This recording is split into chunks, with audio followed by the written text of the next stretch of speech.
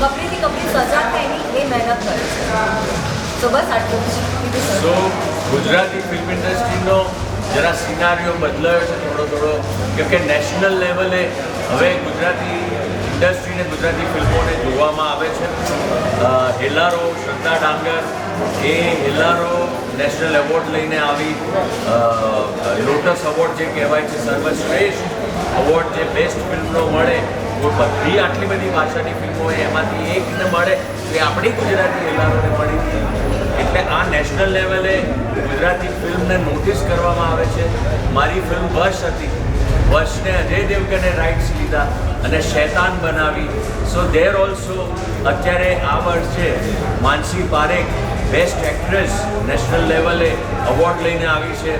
એ પણ Gujarati picture Kutch express.